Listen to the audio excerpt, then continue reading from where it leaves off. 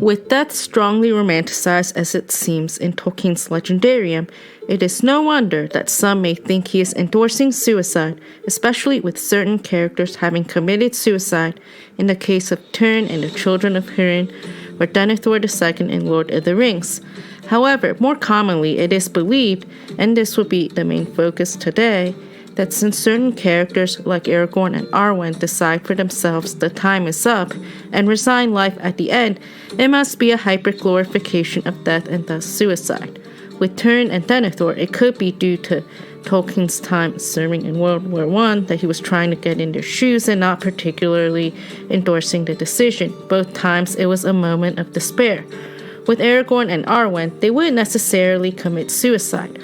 While it does seem they chose to die by resigning life, they didn't exactly do anything to cause their respective deaths, but rather, since it was their time, they would simply just let Eru know that they would accept that their time is up. The choosing only occurs when they reach a certain season of life, making it different from taking one's own life or doing something to cause the end of it. The Elves and the Númenóreans go through a few phases of life, in manhood, growth, maturity, youth, vigor, and fading. For the elves and mortals, they would use similar timescales, but from Tolkien's view, the scales would be dependent on their lifespans and timescales in Loar, or sun years. The Númenórean scale, fixed by the Valar, for other than Eros, was for a time in full, if not resigned earlier, of thrice that of ordinary men. This was reckoned so. A Númenórean reached full growth at 24, as with elves, but this was for them reckoned in sun years. After that, 70 times 3 equals 210 years were permitted, equals total 234.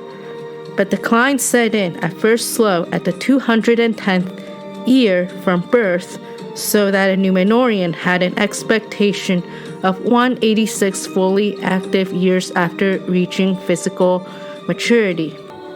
Númenóreans live on average thrice the span of mortal men, which was in answer to the prayers of the Edain and Elros, while Manwë warned them of its perils. Arendis would say later that they became a kind of imitation elves. The increase of the Númenórean lifespan was brought about by assimilating their life mode to that of the Eldar up to a limited point. They were, however, expressly warned that they had not become Eldar, but remained mortal men, and had been granted only an extension of the period of the vigor of mind and body. They grew at much the same rate as ordinary men. Gestation, infancy, childhood, and adolescence up to puberty and full growth proceeded more or less as before, but when they had achieved it, they aged or wore out very much slower, so that for them 5 years had about the same effect as 1 year for ordinary mortals. It may seem that since Aragorn died, Arwen needed to follow suit mainly because of that fact. However, it was her time. She would also be in the fading phase as well, which is really the time when this choice to die is presented. Since both are Númenóreans as a result of her choice of fate, Aragorn and Arwen would have the same choice at the end. This is true since the elves would choose to go to Valinor at the end when they reach their fading phase. As an elf year is about 100 mortal years, Arwen would move into the mortal scale after choosing her fate. As imitation elves, they would be given a chance to live in vigor before reaching their fading period, and Arwen would as a result be of similar age as Aragorn, thus being in the same phase of life. The first approach of world weariness was indeed for them a sign that their period of vigor was nearing its end. When it came to an end, if they persisted in living, then decay would, as growth had done, soon proceed at more or less the same rate as for other men. They would then pass quickly, in about 10 years, from health and vigor of mind to decrepitude and senility. Thus, we know they eventually grow old like all beings, but since that isn't necessarily seen in Lord of the Rings as much as we would expect, since it happens rather quickly. Also, this isn't the only instance of a character following another character either into the West in the Undying Lands or into the afterlife. For example, when Frodo goes to the Undying Lands, Sam would go later as well. Sure, Sam would go much later than Frodo, but we would also see another instance of this, Legolas going to the Undying Lands and taking Gimli with him.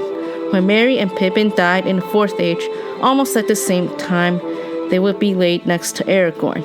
It seems to be a recurring theme that when the time is up, the characters eventually wouldn't go alone.